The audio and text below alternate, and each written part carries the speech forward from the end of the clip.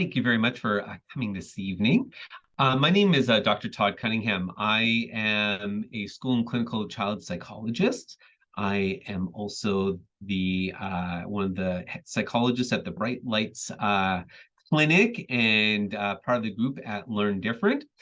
Another job I have is a professor at the University of Toronto and head the academic intervention lab there, where we do a lot of work looking at students who have learning challenges and really understanding both from an assessment point of view, how do we identify learning challenges and understand the underlying issues there, as well as what can we do to support students who are having learning challenges.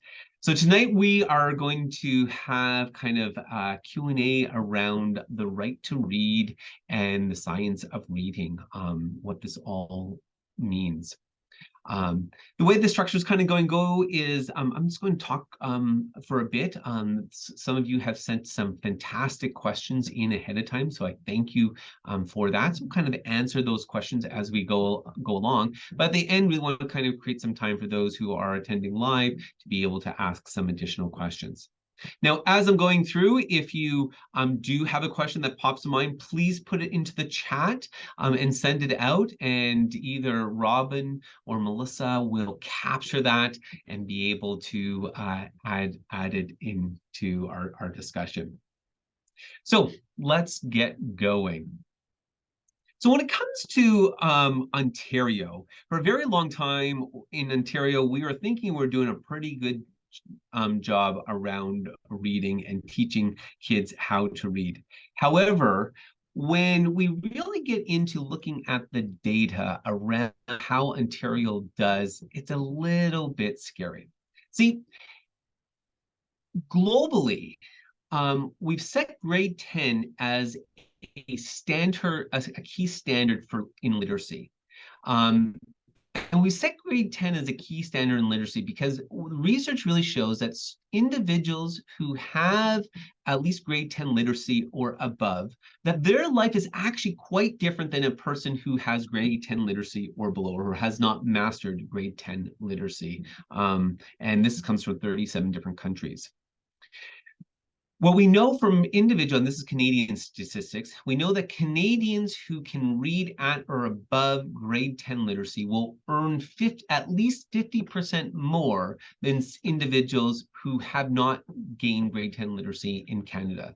And in fact, after grade 10, every additional year of literacy that you go up, you gain about 8% to your overall earnings. So there's a real significant difference between not having grade 10 to having grade 10 and beyond.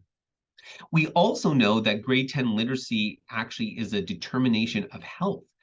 Individuals who don't have grade 10 literacy are more likely to not have a family doctor, are more likely to misread the labels on their medication and end up in the hospital because of misuse of medication, are more likely to actually spend a night in the ER because they had nowhere else to stay, which is actually a sign of homelessness that's out there. We also know that not having grade 10 education can actually also lead you to get in trouble. 4 out of 5 Canadians who are incarcerated do not have grade 10 literacy. And when we look at kind of trying to prevent reincarceration, one of the best interventions while someone is incarcerated is to actually teach them how to read beyond grade 10. It actually significantly reduces recidivism rate. So grade 10 literacy has been set as this key goal because of how it really does impact quality of life. It's not just something that impacts your ability to do well in school, but really impacts the quality of your life. And the reason for that, why literacy is so important, grade 10 literacy, is because literacy is more than just being able to kind of communicate. So I asked my 11-year-old a couple weeks ago, why do we teach you how to write? She kind of chuckled at me and she said, my teacher told me how to write so that I can continue to talk with my friends in class without disturbing her. So communication is definitely one of the reasons why we've developed literacy. And as a species, we've developed literacy. It's the ability to communicate, to share our ideas with an audience when we're not present, or to read the ideas of an author when they're not present. As humans, we are naturally built to be able to communicate. We have regions in our brain that are designated for language production and understanding. And 99.2% of human population will learn some form of literacy of our oral communication, oral language, with just exposure. You don't have to directly go in and teach it. You just expose us to the world around us. As long as we have people who are talking around us, we're going to be able to learn how to be able to communicate through, as long as that talking is through a social interaction. However, when it comes to reading, that's not the case. Literacy is definitely a learned skill. And one of the first reasons we learn to do it is so that we can be able to actually communicate when the other audience is there. The second reason, which is actually the primary reason that literacy was developed, was to actually kind of take notes, to hold on information, to create records of information.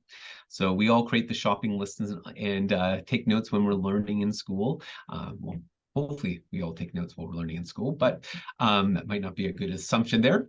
But we take notes to be able to record our thinking, record the information out there.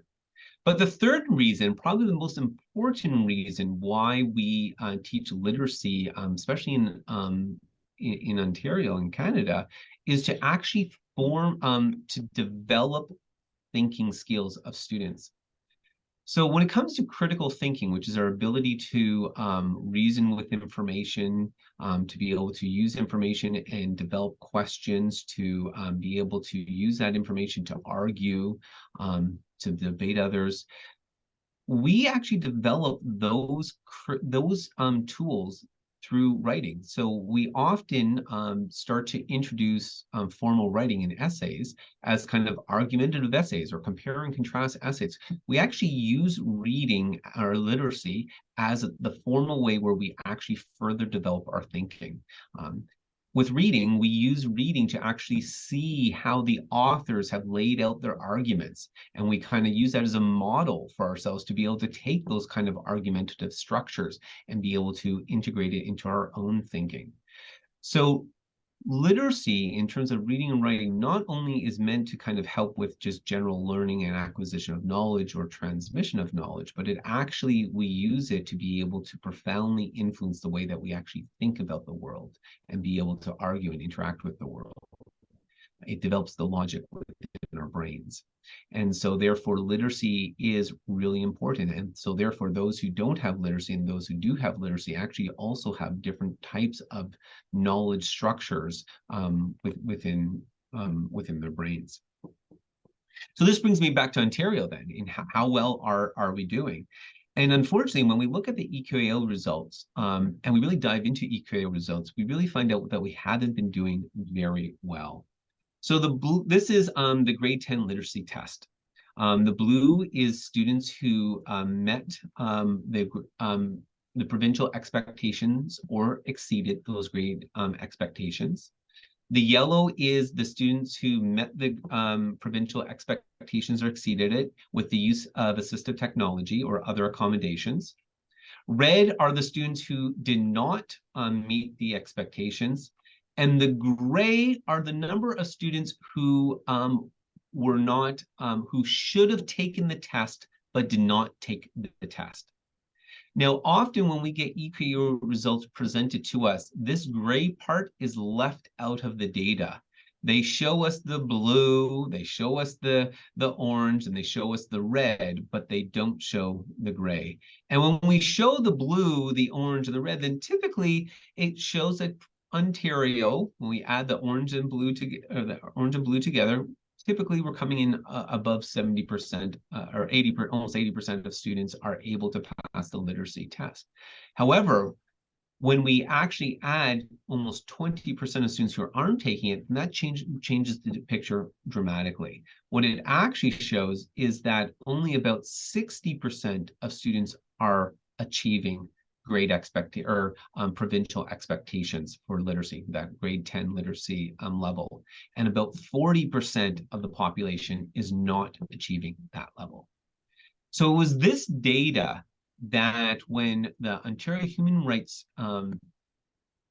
Committee started looking at, really got them to think very critically about how is Ontario doing when it comes to literacy.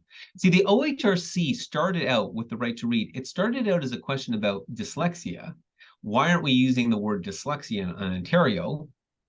First question is, well, we've been a learning disability province, and we've just used the word learning disability instead of dyslexia, and it's built into our legislation, so that's why we've used it. And we have words such as learning disability in the area of reading, or word reading, to be able to describe what dyslexia is. And now we are using both of them interchangeably, dyslexia and learning disability and word reading. Same thing. It started off as that inquiry, but then it quickly turned into looking at this type of data, saying, oh, there's a much bigger problem here. In fact, we're not serving 5 to 7% of the population, which is what the dyslexic population is about.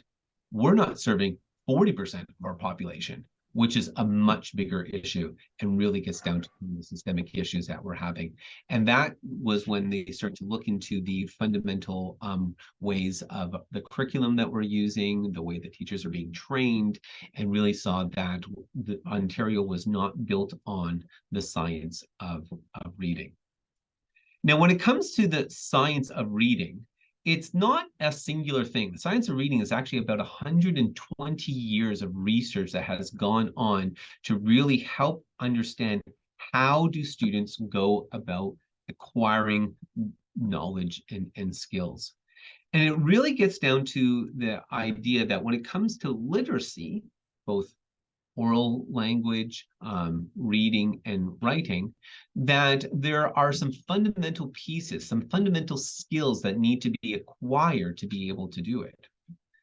When we talk about reading comprehension and written expression, those are really the end results of a whole slew of skills that have to be developed to be able to get there. And the way that this science of reading really breaks down, it says that there are developmental components that have to happen to be able to get to these end results. So the first thing that we always look at in both reading and in writing is that you have to have oral language development. So this is part of what we call the simple view of reading, which is kind of the architect to the science of reading. The simple view of reading says you need oral language and you need text. And when you put oral language and text together, then you can get to reading comprehension. So the blue is our oral language and the yellow is our text structures that we have. So we have to develop oral language. We have to have our vocabulary that we have, which is critical. And we don't spend enough time in school these days teaching vocabulary. About 15% of the day or 15% of any literacy period should be devoted to teaching vocabulary. Vocabulary is critical. More words a student knows is actually well correlated with overall abilities out there. So vocabulary is a critical skill for individuals. If you don't have a strong vocabulary, then you're going to be at a disadvantage. We know that if a student doesn't know 3 to 5% of the words that they read, or 3 to 5% of the words that are being uttered to them, they don't know just 3 to 5%, then they're not going to understand the message that's being communicated. So this is really important for our ELL students, that we're really spending a lot of time building up their vocabulary. And as young kids, building up their vocabulary, really important to do. We need to have background knowledge being presented. And again, we need to do a good job around being culturally responsive in this area. Students are coming from diverse backgrounds. And if we wanted them to engage in being able to understand what we're talking about, then we need to pull in their cultural references. Because if we don't have background knowledge, then we're not going to understand. You know, think back to I always find, thinking back to first year university for myself, I mean, undergrad, when I went to my first psychology class, Psych 101, I remember getting the textbook and spending hours and hours each night poring over those pages, trying to understand what the text was saying, looking up the words in the back glossary, rereading paragraphs over and over time. I was having such a hard time understanding that text. Now, fast forward today, I actually still have my old Psych 101 textbook, and I want to look back to it and go, this is child's play at this point. Because for the last almost 20 years now, I've been building up my psychology knowledge. So I'm very much more, I have a deep background in psychology. So those early concepts are simple. Now, when we look at students who are, again, engaging in literacy for some of the first time early on, or even later, that background knowledge is really important. And definitely having good culturally sensitive material is important to help students engage within that, both in the stories that we read out loud and the stories that they read. We need to have knowledge of the sounds within our language, which is phonological awareness, the ability to know and manipulate the sounds within our language, which is really key. This is a critical part. We actually have a part in our brain specialized right within this. It's kind of right behind your eye and just before your ear. You tap on that zone on your left side. It's your phonological processing zone there. Critical. English has 44 sounds in it. French has 37 sounds.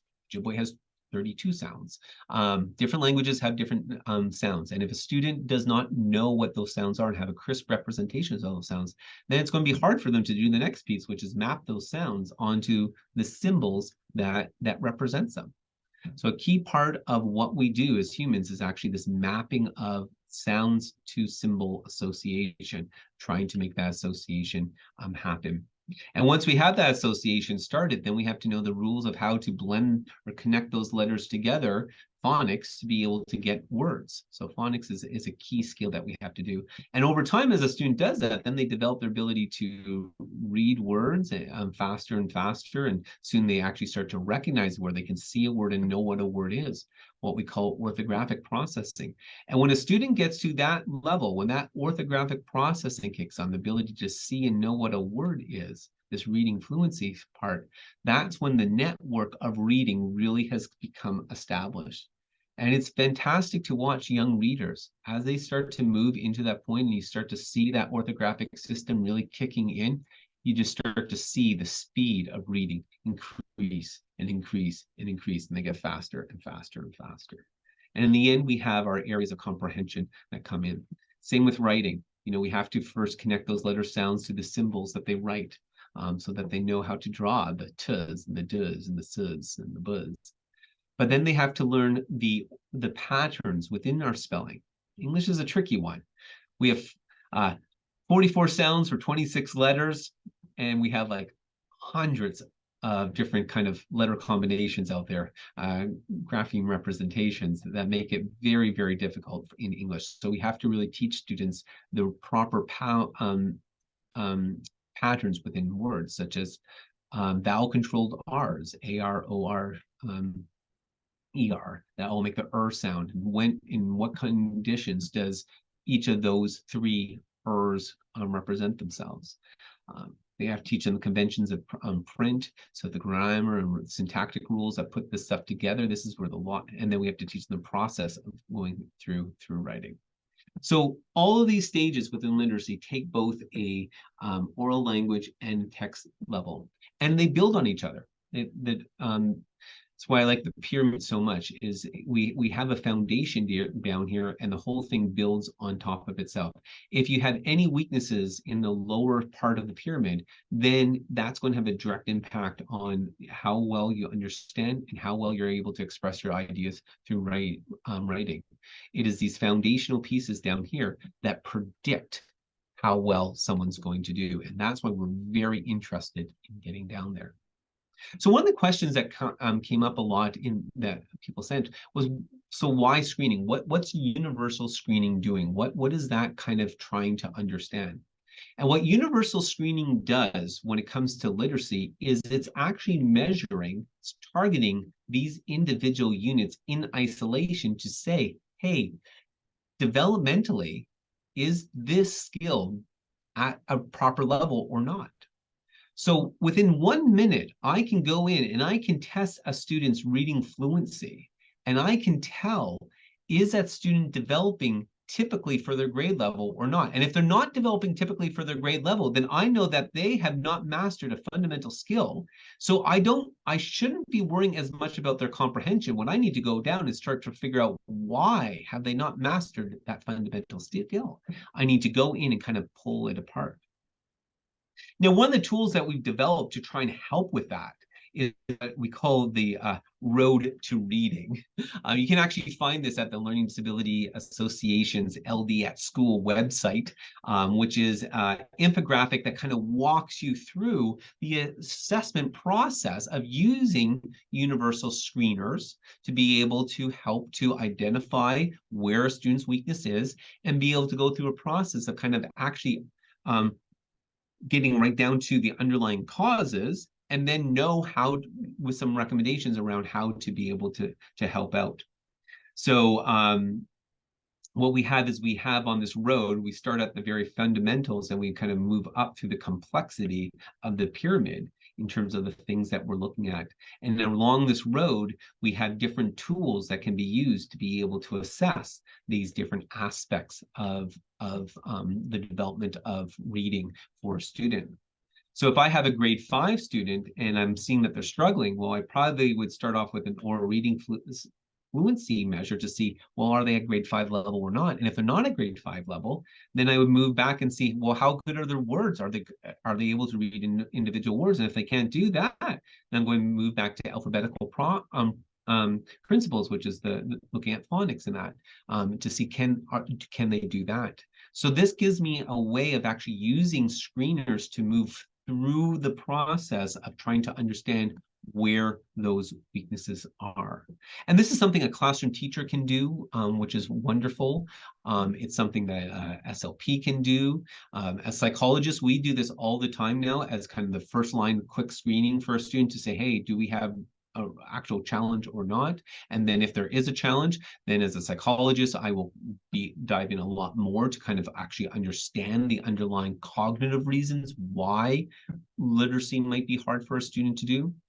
But even with my understanding of why the underlying issue might be there, the interventions are often the same. See, a lot of our students right now, especially after COVID, their reading and their math, and especially their writing, is below where we would expect it to be. So often with these screeners, we're finding that students are scoring lower. And it's not due to a learning challenge or learning disability or anything like that, or dyslexia, but this is due to kind of broken up school over the course of the pandemic. And so therefore we need to know the science behind what do we do? How do we identify what level of development they are, and then target that to be able to start to bring it in. And when we target, we have to recognize that when we're targeting different skills, it's not just a singular thing that's out there. So right now, I know that in Ontario, we're hearing a lot about different intervention programs out there. Haverkey, Empower, or some other ones, Reading Mastery, Wilson program. There's a lot of programs out there. But within any program, within any intervention that we're doing, we have to understand the scope of what it's able to do, what it does. It's like kind of taking medication. Our reading intervention programs, our reading programs are all about kind of very specific types of interventions. So the science of reading teaches this kind of the classroom teacher the overall principles of how to teach anyone to read. And if you have a deep enough knowledge around the science of reading, you actually don't need any of these interventions. You can just do it yourself. But for some, we need to kind of pull some stuff off the shelf. We kind of need a pre-developed program to help us kind of to scaffold our own knowledge around the science of reading to get going.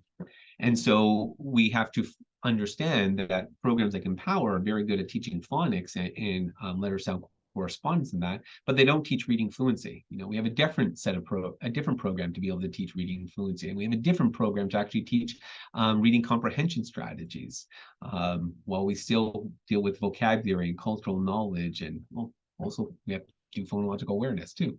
So there's different programs that are actually going to do different skills. It's the same with writing. We have to teach transcription skills early on. We have to be able to build up their spelling. Programs like Words Their Way are awesome. Writing conventions through Foursquares, and then the bigger area of written, the whole writing process through the self-regulatory strategy development tools that are out there. So there isn't one, the science hasn't found one program that does it all. It really says that there's actually a layering of interventions that we use to be able to kind of go through and being able to help out. So through screening processes that you can use and using the road to reading, it can help you kind of navigate this thing to figure out what you can do. SLPs, speech and language pathologists, through their assessments, or psychologists through their assessment, can help more target where those specific weaknesses are to be able to help out. In the end, we really need to bring all of this information back together to be able to support the students that we're seeing. Now, there are other programs here that I haven't talked about. So there's things like Orton Gillingham. And Orton Gillingham is not a singular program. It's not like Empower or Reading Mastery or Corrective Reading or the Wilson program. It's more of a methodology, a training methodology that an instructor has to be able to go about helping to develop these same fundamental skills that you go through. So where things like Empower, which is a very manualized program, and we can say, hey, if you give Empower and you follow exactly how the program is meant to be built, then we know a typical student will make this amount of gains within so many hours. So we have a lot of research to show what that looks like. Orton Gillingham has been a well-established and proven approach to it, but we don't have this, because it's not manualized and not every Orton Gillingham teacher is doing the exact same thing every single lesson, following a manual towards it. We don't have that same kind of information to say, hey, by going this many hours to Orton Gillingham, you're going to see this level of change over time. It's an approach versus an actual manualized program. The other big one that we see happening in Ontario lately is Lexia. And Letters, which is kind of the training program around Lexia, really is there to help us better understand how Lexia works. Now, Lexia is a tablet-based reading intervention program that was developed to be able to supplement good science of reading instruction going on in the classroom. It was not meant to replace good classroom teaching. It was meant to supplement. So you like 70% of the time you have a good classroom teacher going on, 30% of the time a student can go to their tablet and be able to get kind of more personalized practice going on with feedback from the system for the teacher to understand how is the student progressing through the stages of reading, through the pyramid that's going on. So Letters is really a training program to help understand how to utilize that knowledge that's coming, or the data that's coming out of the Lexia program, and to be able to know how to do the direct instruction around that knowledge from that information to be able to support the students that are out there. So our only worry, or my worry about Lexia lately has been, is it's been kind of seen as a replacement for the classroom teacher, and a classroom teacher who knows the science of reading, instead of actually developing a deep understanding of how to support my students in my classroom. I'm handing out iPads now to all my students and assuming that it's going to actually do the job.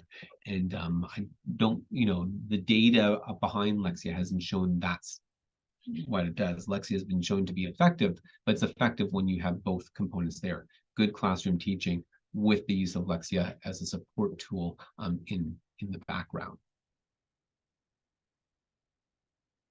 Another great question that has come in was also around, I lost it, French. And really, when it comes to the science of reading, we know that the same principles actually work across languages. So my team, and Melissa was part of this, we actually developed a direct instruction program for Ojibwe, how to teach kids how to read in Ojibwe. And it's because all languages are made up of sounds, and those sounds are connected to symbols. Now, the symbols change between languages, so number of sounds in our language changes. The types of symbols change. In English, we're alphabetic. We have these letters that don't necessarily directly correspond to a sound.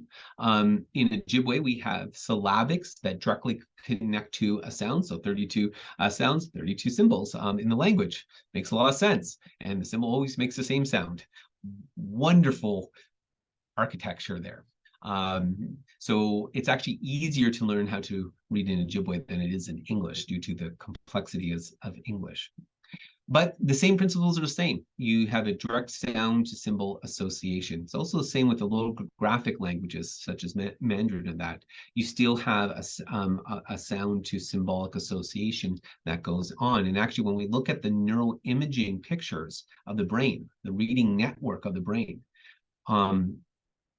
it doesn't matter if you're learning, if you've learned how to read in Mandarin or English or in French or in Spanish. And there was one other language they looked at. Whatever you've done, it has the same reading network always shows up. The same parts of the brain always light up. The key parts always light up, no matter what the symbolic system is within the language.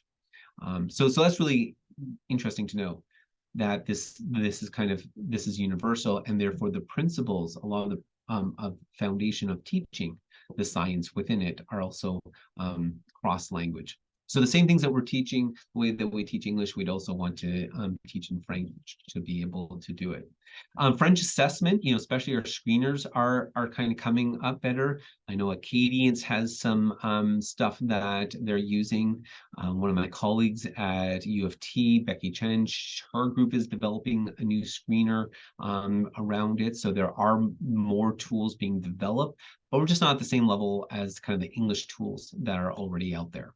But again, you don't necessarily need, if you have a deep understanding of how the system works, how the science works, you don't necessarily need to get into all those pieces. So I've been talking for 30 minutes at you. So I'm going to just pause for a minute to see if there's any questions before I continue on. Todd, maybe while we're waiting for others to think of questions, I can pull one that came in from beforehand to throw at you.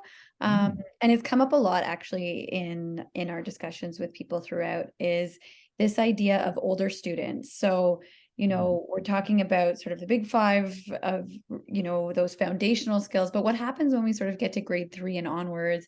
What should we be focusing on? A lot of teachers want to know, well, how do I do science of reading in grade 3 onwards? And also when middle school, what should the focus be? And what should we do with those kids that are still struggling at that stage? So I'm going to break up into 3 groups that we really need to think about. So below grade 4, kindergarten to grade 4, we're really working on ensuring that they have all the foundational pieces. We should be spending 45 minutes a day, 5 days a week, every day, really working, every school day, really working on the foundations to do it. What the research shows is, this is around early intervention, is early really makes a big difference in terms of how students respond. So if we look at the most hard to serve students, so the bottom 5% students, so out of 100 students in grade 1 or 100 students in grade 2, if we look at the bottom 5% of our readers, so those what we would consider are your true, real disabled students. If we took those students and we gave them kind of the best evidence-based program that we have out there, Empower, to teach them the foundations of reading, not reading fluency, but just the foundations of reading. What we know is if we started that program in grade 1, what we can do is we can remediate at almost 80% rate. So this is the percentage of students who at the end of the program were now typical readers. So they had a score that was above the 25th percentile. So we took them from the 5th percentile and we moved them above the 25th percentile, which is our cut point for average. So we'd say that they're average readers. They're in the low end of average, but they're average readers. So if we do that for grade 1, we can do that at around almost 80%. If we wait to grade 2, that drops down to 50%. And if we wait to grade 3, that's between 20 and 30% that we're able to do. So early really makes a big difference. Now, this doesn't mean that a grade 5 student cannot learn the foundations. It definitely does. What we know from the research is we can boost a student in grade 5 whose reading might be at a grade 1 level. We can boost them up to probably about a grade 3, grade 4 level. What typically happens is we don't get them back to typical as they get older. So we can make huge gains in their reading. We can make them functional readers. They can read independently, but they're going to be slow at their reading. So they're not going to be typical. It's still going to be an effortful task for them to read, but they're going to be able to read. So going out and reading a menu, no problem. Reading what movie they need to see, no problem. Reading some questions off a worksheet, no problem. Reading some books for the fun of it, maybe a little bit, but probably not. But they're going to be functional. They're going to feel really good. And we know that when we do that, even for our high school students or our adults, we also really change their views of who they are. When someone is able to read independently, decode and read words independently, and understand what they're reading from that, it really does a change in their self-identity, how they view themselves as an individual. So we can make significant changes to those students as they get older. But the primary thing is for those younger kids, all of our time goes into it. I don't like to bring in assistive technology for students under grade 3 or under, because really we need to be putting our time into the development of the fundamental skills. That's where all of our time should be doing. We have a critical window. We need to use that critical window. Now, as they get older, now let's look at the grade 4 to kind of grade 7 students, this next level. Well, we still want to do the fundamentals. We still definitely want to be going through and doing our interventions, our empower programs to be able to try and boost up their abilities, or our SRAs or Wilson programs out there to do those things. But we now start to get into another piece of a balancing component. This is where we also are going to start to think about bringing in our compensatory or our accommodations. So things like empower, the science of reading, and that's all about remediation or building the underlying skills, teaching a student how to be able to do that. Then we get into the point of compensatory, which is circumventing. Let's circumvent the issue. So if I'm unable to read a worksheet in grade 4, because my reading skills haven't developed yet, then I might use the accommodation of having my teacher read it out to me, or I might have a peer tutor who reads it out to me, or I could have a technology that reads it out to me. That's not going to teach me how to decode or read words individually, but it is going to use my stronger oral language abilities to hear that context being said out loud, to be able to then develop, and apply that knowledge.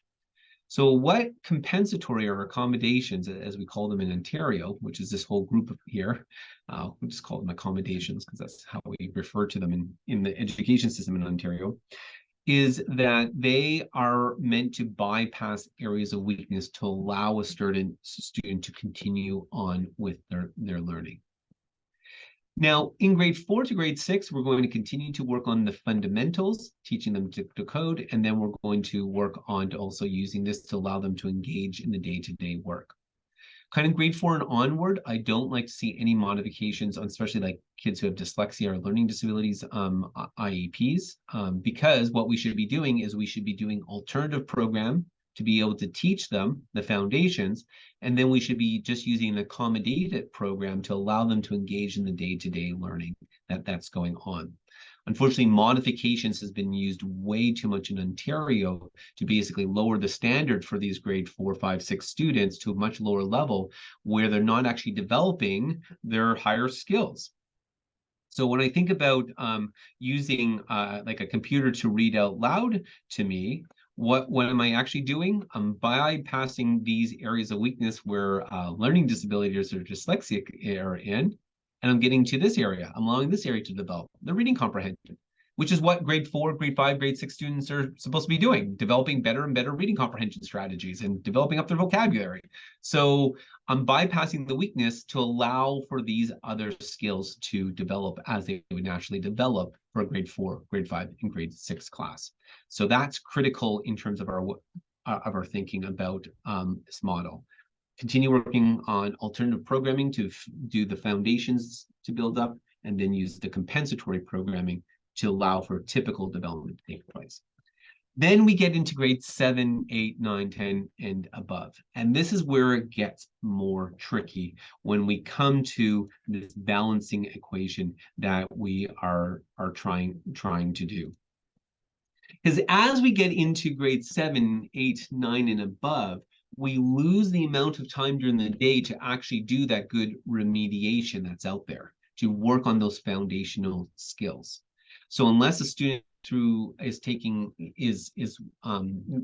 has a spare or being pulled out of class in alternative programming to be able to work on those areas of remediation of those foundational skills, then there's not enough time in the day. The other problem that we run into is for those students, if we just give them the accommodations, if we just give them the computer to read out loud to them, they too will not benefit from that technology because there's actually other remediation that has to be done. We also have to remediate reading comprehension now. So let's go back to the triangle for these kind of grade 7 and above students. So because from grade 4 to grade 6, we're really working on developing our abilities to develop our reading comprehension skills, that's really getting developed at that point.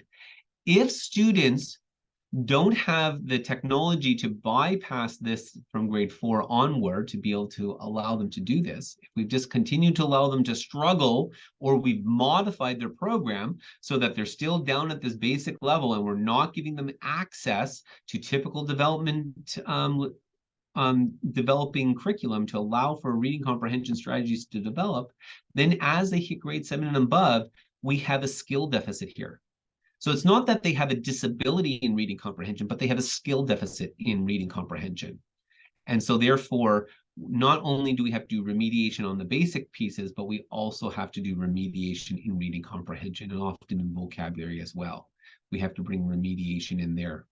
So now we have 2 remediation programs and the use of accommodations to be able to support those students. And as you continue to go up in the grades, the needing to add more and more of these kind of remediations continues to increase. So as you get into grade 8, grade 9, grade 10, grade 11, then suddenly also there's usually knowledge gaps. A student might not have acquired the same kind of curriculum knowledge about maybe Shakespeare or different literary devices that are being used. So then we have to teach those. We have to go back and backfill that knowledge so that they have that knowledge to engage in the activities taking in the classroom. So what's really sad is we actually know how to identify at the age of 4, kind of if the student's going to have difficulties there.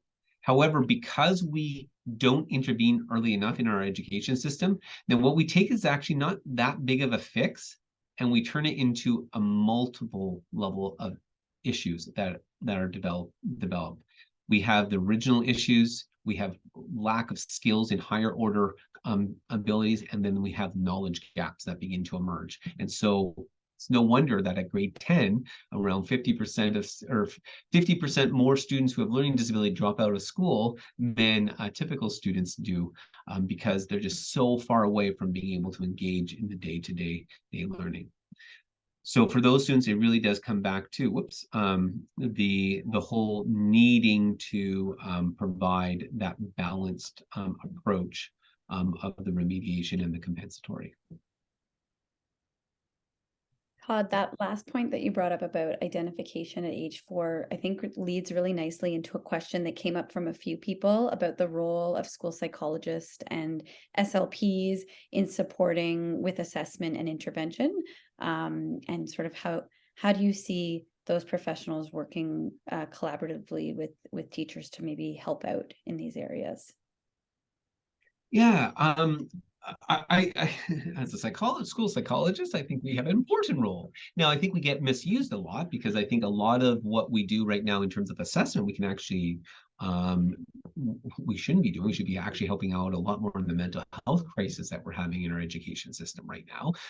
School psychologists are the most trained mental health providers in education. So having to do assessments all the time is often a misuse of the skill sets that we have. However, as a school psychologist, the way that I would see us being used is a classroom teacher would do those screeners to be able to test out students early on. They would then divide the group up into what we call tier 1 and tier 2 students. Tier 1 students are your typical students in the classroom who have passed the screener. About 80% of the class should pass the screener, and 20% of your class should fail the screener. Should say you're not typically developing. Well, then you do a tier 2 approach, and tier 2 is where you basically double the intervention. You double your literacy period with the student. Angela Pyle at one of my colleagues here at OISE, she has a wonderful website about how to do the science of reading in a play-based classroom. All kinds of great resources on her website around how kindergarten teachers can do the science of reading on a day-to-day basis. So it's not that we can't do it in kindergarten. We can definitely do it, and we can do tier 2 interventions in there. Now, the teacher is going to do what's called progress monitoring. So every 2 weeks, those tier 2 students, they're going to continue to monitor those students and see how are they developing.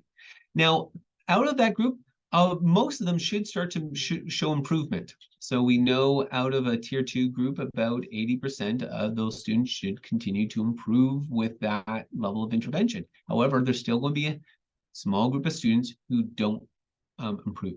And those are the ones that need to immediately be flagged to school psychologists or speech and language pathologists to get a much more thorough assessment done. Now, as a school psychologist, I can assess a kindergarten student within about an hour or so. It doesn't take a long time to assess them, to identify them as if they're at risk for developing a reading disability in the future if we do nothing. We have very clear tests that give us very accurate indicators of do they have the cognitive profile that would lead to the development of a reading disability or dyslexia in the future. And so therefore, we can quickly be able to start to recommend these are the students who need to go to tier 3 intensive remediation programs, like starting in grade 1, so that we really can do a good job at really boosting their abilities right from the beginning. So that's how, like, ideally we'd be used. We'd be used very early on to be able to do it. Now, some students will not be identified, and even some students in the tier 3, those intensive programs, are not going to respond to the interventions. They're going because they actually have multiple issues presenting themselves. And again, that's where a psychologist can come in to say, hey, not only do they have the profile of dyslexia, but they also have the profile of ADHD or a language disorder, which are the 2 most commonly occurring issues around with dyslexia. So we can say, okay, there's these other factors that also need to be accommodated for or intervened on as well. And so a psychologist can come in at that point. The challenge right now in our system is we have more of a wait to fail model when it comes to psychologists. We wait till grade 3 or beyond before we start to refer or allow them to get involved. And the challenge with that is, at that point, as I showed you, we're outside of that window of optimal intervention time. Still can do great things, but we've lost the ultimate, that really sweet spot for us to be able to help out.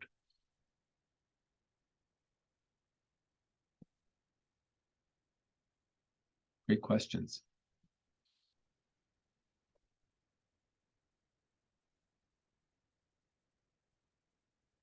Anything else? I'm going to just go back to the responses and let people think if they have any additional questions while I look up and see what else was posted. So as I have this diagram up here, this is how Ontario was originally, our education system was originally laid out in terms of how we go about providing supports within it. Tier 1 is the everyday classroom. And this is where the science of reading is really, really important, because the typical teacher should have the knowledge to be able to foster the development of phonological awareness, of phonics, of oral reading fluency, of reading comprehension strategies based on the evidence that is out there. And that's the good stuff that we have to have in there. It's really exciting that Ontario has announced that they're developing a new curriculum based on the science of reading. And what we're really hoping is that curriculum fulfills what's missing right now, which is a really solid Tier 1 general classroom instruction program to be able to foster the development of these reading skills. However, again, well, that's only going to help about 80%. So then we've dropped into remediation, doing more support of those students. And again, Tier 2 typically can happen within the classroom. A teacher can pull a small group of students to the back, or a TA or a resource teacher could come in and pull a small group of students to the back to be able to give more of that direct instruction, a second dose of that good Tier 1 stuff that was happening, a second dose of that to be able to do it. It doesn't have to be in one-on-one. Tier 1 shows that can, between 4 to 8 students is a fine size to be able to help with Tier 2 instruction is really good. However, again, of that group, some will not respond. So you're going to do progress monitoring constantly to see how those students are developing, and some just aren't going to be able to do it. And that's where our then Tier 3 comes in. And usually to get into Tier 3, you're going to do some sort of more formal evaluation, through a psychologist, SLP, to help to identify if there's other challenges going on there. And then we're really going to give a very targeted intervention, kind of one of those hopefully gold standard programs out there to be able to help to have enough intensity. And a Tier 3 program really has to have 3 key things. It has to have specificity, has to target the underlying weakness of a student or where the student's weaknesses are.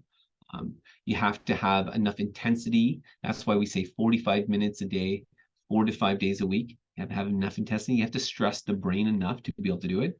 So if we just went to the gym each day and we just lifted like 2 weights and called it quits, it's not enough intensity to actually build muscle.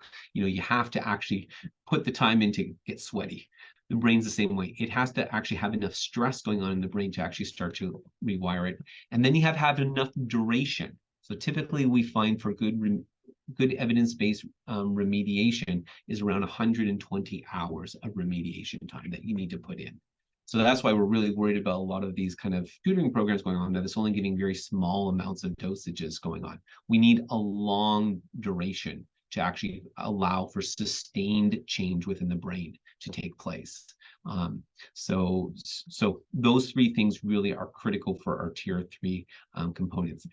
At the end of Tier 3, if we still have those weaknesses present, then we go into accommodations. It's only after we've done remediation first should we bring in accommodations.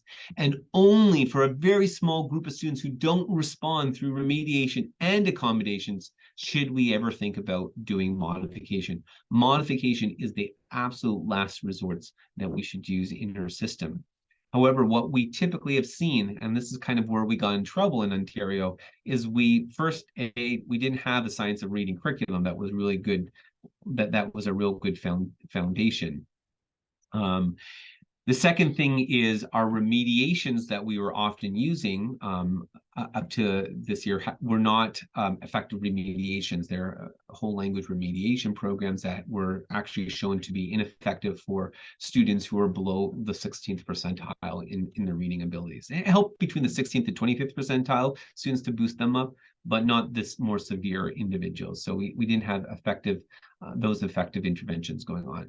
And so therefore we ran really fast to accommodations. We started to use accommodations a lot very quickly. And a lot of assistive technology began to get used way too much, way too much.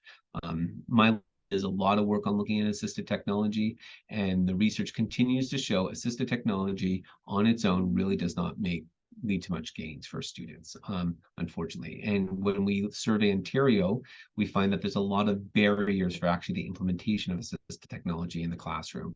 And so most students don't use it and don't use it effectively. So that wasn't helping out at all.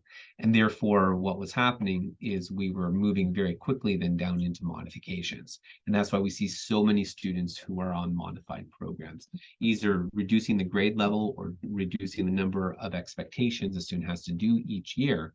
And as I said, well, the research shows if you're modified for about 2 years in a row and you're not off those modifications, then that actually predicts the fact that you're not going to be moving on to an academic program later in your life. So early on modification has a huge impact on life trajectory of students. And that's why we're so, we really, modifications need to be used very sparingly in our system, especially the second we get above grade 4 or above. Todd, we've got our chat box is now blowing up a little bit, so I'm going to just jump to there now. We had I think you answered the question about sort of how much time in terms of focusing on tier 2 and tier 3 supports with 45 minutes, 4 to 5 times a week. We had a question here though about recommendations for tier 2, specifically in the junior grades. So that, any recommendations for programs, specific programs, or that are more targeted? Well, again, it depends on what aspect of the triangle you're looking at. When it comes to it, again, there's not one program to do all. So, for tier 2, one that we used a lot is corrective reading is really good. The Wilson program has some really good parts of it. The University of Florida has a really good program out that has good components built into it. Lexia used properly would be a good tier 2 approach there. So there's actually a lot of different pieces out there, but there's also a lot of not so great stuff. So that's why it's really important to know the science, so you can actually evaluate some of these programs and say, hey, that's actually coming from a more 3Qing approach, like Fontes Pinnell, or reading recovery. So therefore, it's good for that kind of 16 plus percentile plus student, but not for my more severe student that I'm working with. So really knowing, again, having some of this knowledge is really important to make some of those critical decisions. But then if they're older, then maybe they've mastered that and they're just really slow readers, but they're very good decoders. Well, then you need to look at repeated reading to be able to increase that skill. So it really does, it's not all, there is no one program to fix all. You mentioned the University of Florida resource, which is like so hot right now. I know, because we've been at a few conferences where everybody's like scrambling to get their hands on UFly. So someone had asked, I think some people might be using it as their like tier 1 general program. Your understanding of it, like, is that the way it should be used? Is it more for tier 2? No. UFly is definitely in tier 1, but if you basically double up the lesson, it becomes a tier 2. So you basically take a smaller group of students and you repeat that lesson again, and you give them much more feedback. So what kind of really differentiates tier 1 to tier 2 is it's about the intensity and the amount of feedback that's being given. So I lost it. I'm going too fast. Where is the... Okay, I can't find the slide. But here it is. So what make really good pieces? So first, it has to be targeted. So UFly has good targeted pieces. So you have to match where the student is. So you're probably going to, your tier 2, you're going to kind of do some grouping, because not all 4 readers are all at the same level. They also differentiate themselves on where their skills level. So you're going to have to create tier 2 groupings based on where those skill levels are. So it's going to be targeted. You then have to follow the right sequence. that goes through. And so UFI has a very nice scope and sequence that's part of it. Here's why you need the small groups, because you need a lot of drill with immediate repetition. So the student has to try to say the sounds or do a blend. And then if they get it wrong, you give them immediate repetition. So in a classroom, probably doing 2 to 3 students in a small group at the back is probably a good size for a classroom teacher to be able to help do that, or EA or a resource teacher to do within the classroom. You have to control the level of difficulty. So that's why you need a kind of a more of a unified group in terms of the skill level, so that you can control the difficulties, not going too fast, not too slow. You need small group to do all that stuff. And then as they get better, then you have to do metacognitive strategies, which is really about thinking about how to break words down. So this is where Empower is actually kind of the best program to be able to teach the metacognitive strategies. And the last part is the attribution retraining, is where you're basically patting yourself on the back to say, hey, I did a really good job. And again, UFly doesn't have that in it. Most of the programs don't have attribution retraining in it. But you can build that into it by having students start to say, hey, I worked hard and I was able to do it, patting themselves on the back. Empower has this built into it, and that's why it's kind of the gold standard, because it has all of the key elements, but it's also a tier 3 program.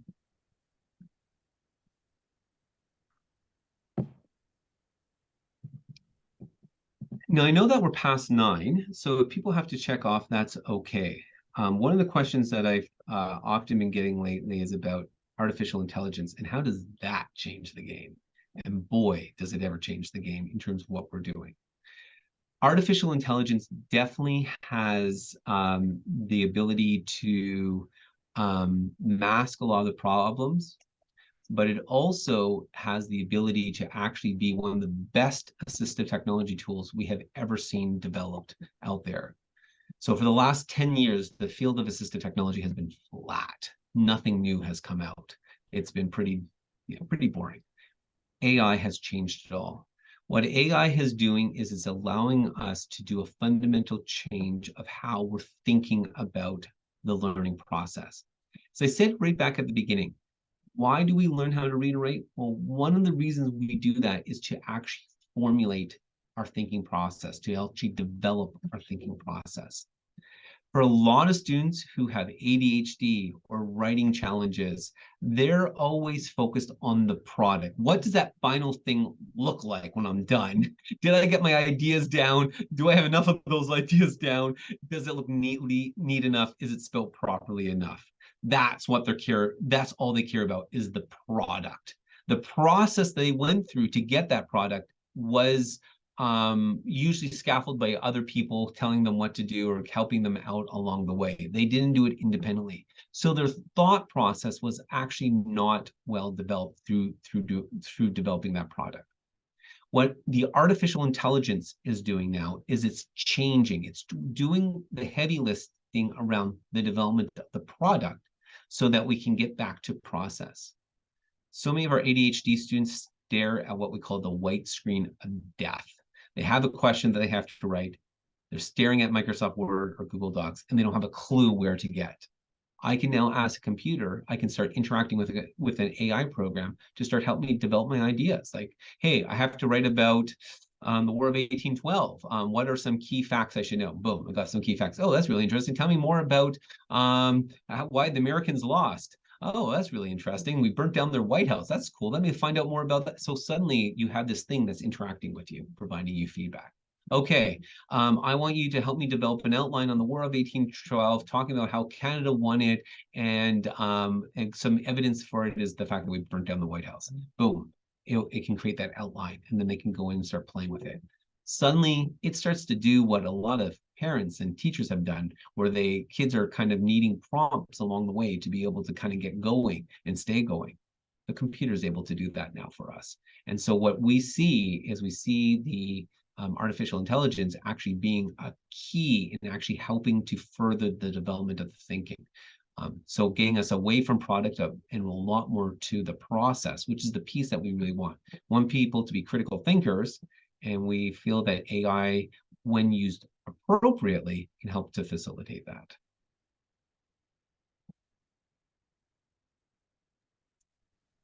Very cool. Before we let everyone go, I did jot down a few questions that we didn't get to, so that we can get to them next time, or we can answer them and put out the answers to everyone when we release the recording. But I can't let us finish without a little plug. So there was a question about what do we tell parents about, you know, how to support their kids reading at home.